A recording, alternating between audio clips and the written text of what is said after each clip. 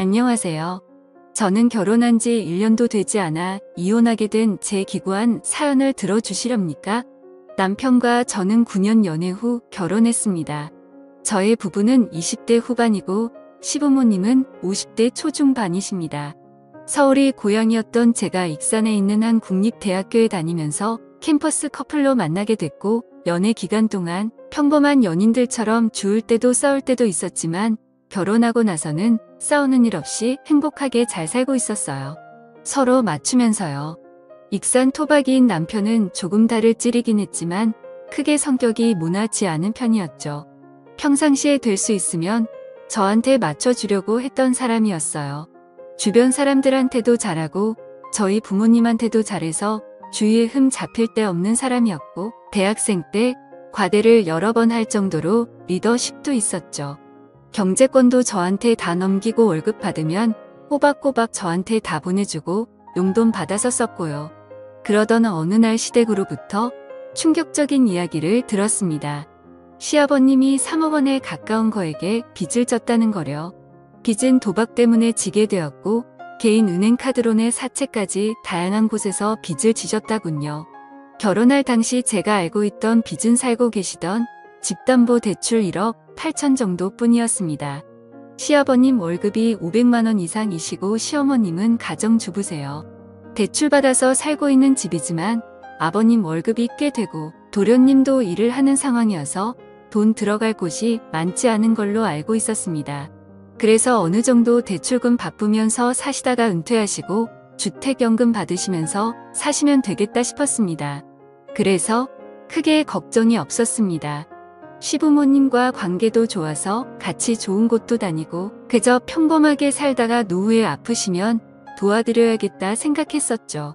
결혼할 때 시댁에서 딱 1,000만 원 집 구하는데 도움받았습니다. 친정에서는 더 해주고 싶어 하셨지만 시댁에서 1,000만 원밖에 못 받으니 친정에서도 1,000만 원만 받았습니다. 그리고 우리끼리 모은 돈의 전세자금 대출해서 작은 오피스텔 전세집에서 시작했어요.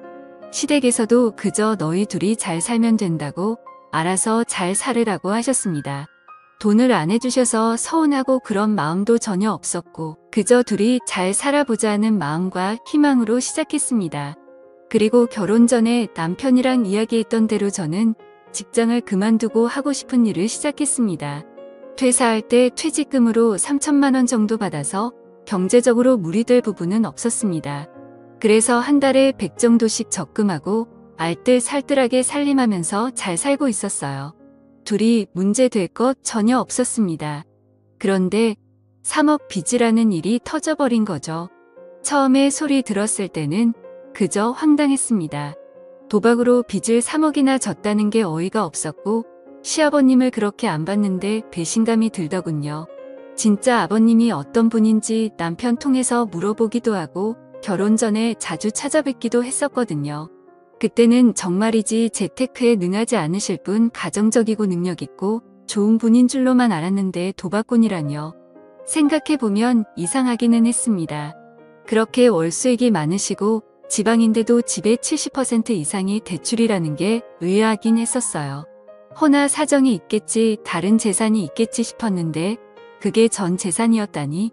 그런데 이제는 그마저도 날리게 생겼다니 시댁에 가서 이야기를 들어보니 급한 게 사채였습니다. 사채업자들이 계속 아버님 회사 찾아오고 어머님한테 전화하고 해서 두 분 다 정신적으로 많이 힘드신 게 같았어요. 결혼한 지 4개월밖에 안 된 우리에게 돈 좀 해줄 수 있냐고 하시더라고요. 둘이 있는 돈 없는 돈 그간 모은 돈 모두 탈탈 털어서 결혼한 게 아시면서 말이에요. 얼마나 급하면 그러실까 싶고 일단 급하게 갚아야만 될 것 같아서 900만 원 해드렸습니다. 남편이 저랑 동갑이라 늦게 취업했고 결혼 준비 기간 동안 월급 받은 것까지 다 털었어. 결혼 준비해서 남편은 모은 돈이 하나도 없었어요. 그래서 제 퇴직금 일부 들여서 사채 빚을 해결했습니다. 그리고 아버님이 회사 돈도 건드리셨다고요. 2,500만 원 정도를 말이에요. 한마디로 공금 행정을 하신 거죠. 그게 급하게 일부 해결하느라 어머님이 카드 대출 200만 원을 받으셨는데 만기일이 다가온다 하셔서 또 200만 원을 그런데 은행뿐만 아니라 카드 대출 이자가 너무 세서 매달 원금과 생활비 이자까지 나가는 돈만 500만 원 이상이었습니다. 아버님 월급이 500만 원 정도인데 그냥 다 나가는 거죠. 사면서 받은 대출도 원금이랑 매달 나가는 돈이 커서 집 팔고 회생이나 파산을 하자고 아버님 말씀드리니 아가야 시애비 무시하냐. 나 아직 그렇게까지 인생 막장 아니다. 집은 있어야 된다. 라고 하시면서 거부하셨습니다. 그리고 한 달 정도 뒤에 회사 돈 건드린 게 남은 2,300만 원을 메꿔야 했습니다. 근데 돈이 없는데 어떻게 그걸 메꾸겠어요. 결국에 어머님이 또 카드 대출을 받아서 해결했습니다. 처음에는 공금의 명으로 감옥을 가던 말던 알아서 하라고 하시다가 그래도 회사는 다니게 해줘야 하지 않겠냐 해서 어머님이 카드 대출을 받으신 거라 했어요. 그리고 또 한 달 뒤에 도저히 안 되겠는지 아버님이 회생을 알아보시더군요. 이게 아버님 회사 회장님 귀에까지 들어가도였고 회사 돈 손댔던 사실도 도 회장님이 알게 되면서 회사에서 잘렸습니다. 회생을 해도 6천만 원 정도는 알아서 갚으셔야 된다 하시대요. 그렇게 직장에서 잘린 이후에도 정신을 못 차리시고 매일 어디를 다니시는지 매일 밤 담배 냄새에 찌들어서 돌아오셨고 어머님이 도대체 당신 어디 다녀왔냐 따져 모르시면 생활비가 필요해서 돈을 좀 벌려고 다니고 있다고 하시면서 되려 숨막히게 하지 말라며 어머님께 화를 내고 집을 뒤집어 놓으셨습니다. 그 돈은 어찌 갚으시려고 하시는 건지 답답하더라고요. 그 후 어머님은 결국 집을 파셨고 집 사면서 은행에서 받은 대출금 갚고 나니 수중에 몇 천만 원만 남더라고요. 아버님이 운명했던 회사 공금 갚느라 어머님이 받았던 대출을 그 돈으로 해결하고 할머니한테 빌린 돈도 있어서 1,000만 원 갚고 복비 이사비까지 지출하고 나니까 결국에 남은 돈이 1,000만 원 정도였습니다. 아버님은 언제부턴가 집에 들어오지 않는 날이 들어오시는 날보다 많아지셨고 어느 순간부터 집에 들어오지 않으셨습니다. 어머님은 아버님 생각만 하면 지긋지긋하다고 집에 오면 바로 이혼 도장 찍으라고 할 거라고 이혼 서류까지 준비해 두시고는 칼을 가셨습니다. 그렇게 집을 팔고 도련님이 얻은 저렴한 빌라에서 도련님이 벌어오는 돈으로 어머님과 도련님 둘이서 생활하기 시작했습니다. 처음에는 같이 으쌰으쌰 해결해 나가려고 자식들이 아버님께 연락해서 계속 어디시냐고 물어도 보고 싸워도 보고 했는데 고집이 있으셔서 마음대로 하시고 도대체 뭘 하시는지 어떻게 생활하시는지 상황 돌아가는 것도 이야기 안 해주셔서 포기했습니다. 그냥 열심히 일해서 돈 벌고 있다고만 하셨어요. 이렇게 해서 어찌어찌 아버님 포기하고 도련님 어머님만 산다고 해도 앞으로가 걱정이었습니다. 도련님도 돈 모아서 결혼해야 되는데 솔직히 상황이 이 정도면 어머님도 진작 뛰쳐나가서 일을 하셔야 하는 게 아닌가요? 자꾸 비가 오면 온몸이 뻐근하고 날이 좋아도 몸이 안 좋다고 하시면서 본인 하시고 싶은 일자리를 고르고 계시더군요. 제 생각에는 그런 거 따질 때가 아닌데 말이에요.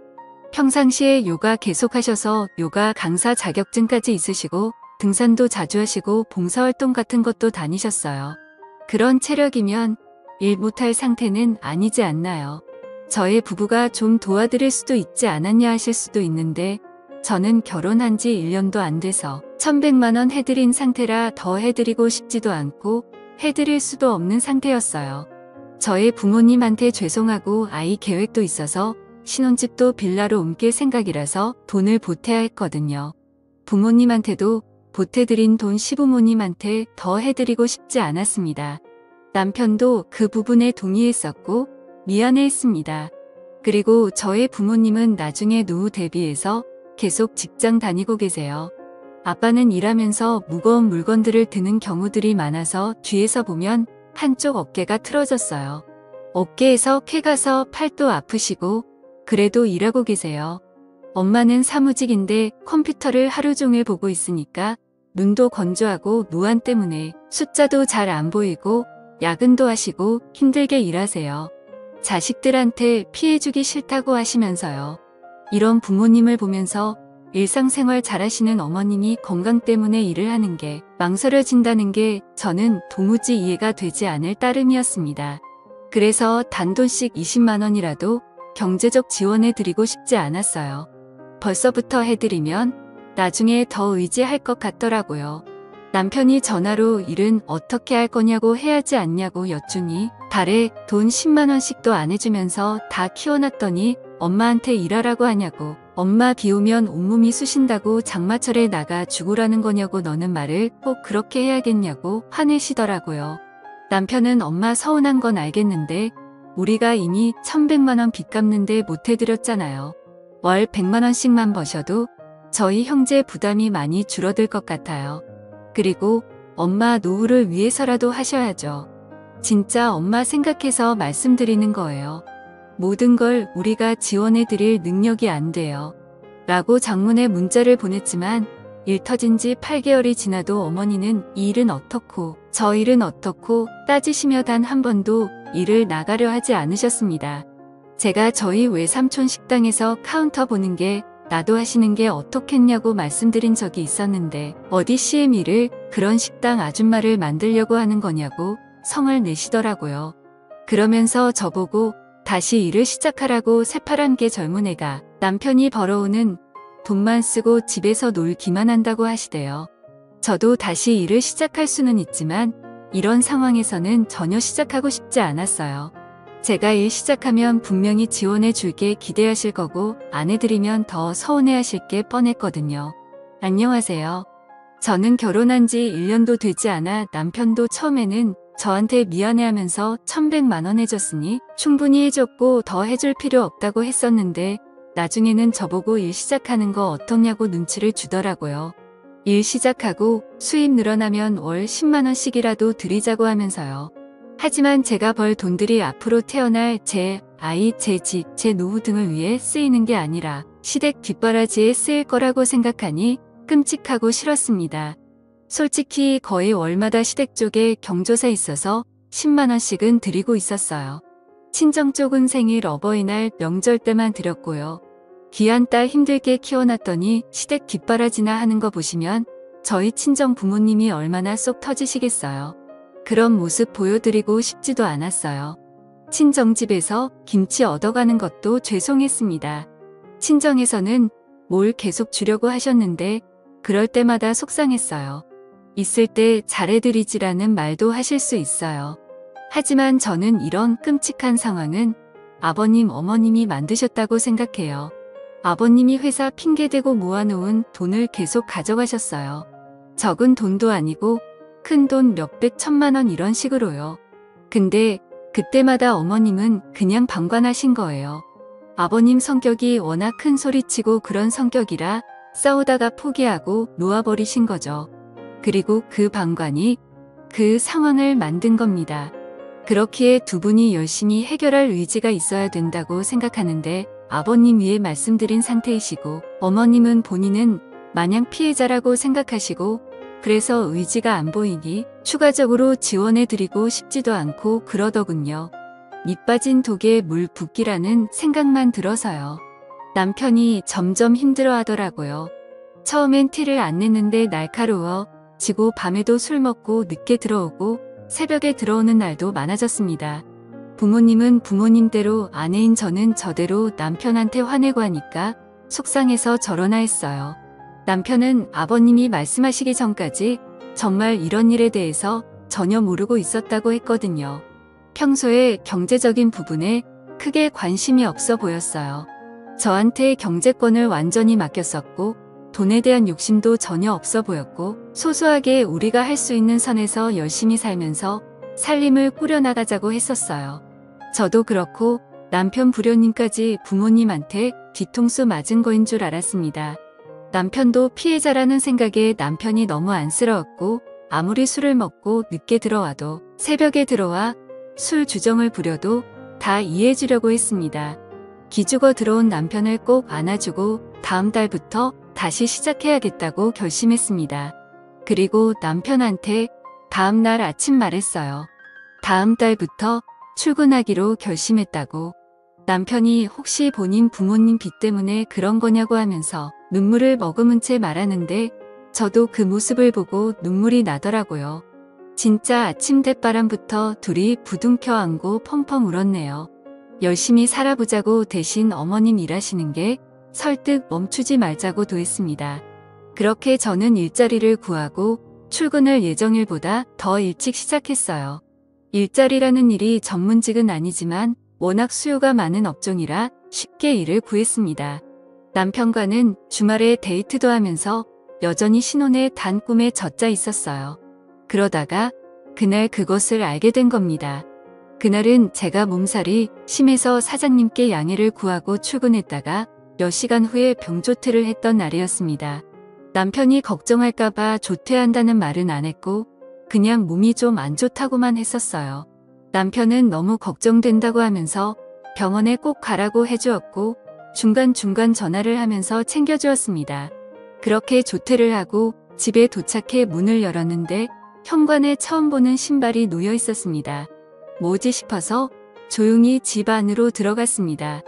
참고로 남편이 밤에 와도 늦게 오는 날들이 많아서 제가 집 비밀번호 누르는 걸 무음으로 설정해 놓은 터라 문 여닫는 소리 빼고는 큰 소리가 나지 않았어요.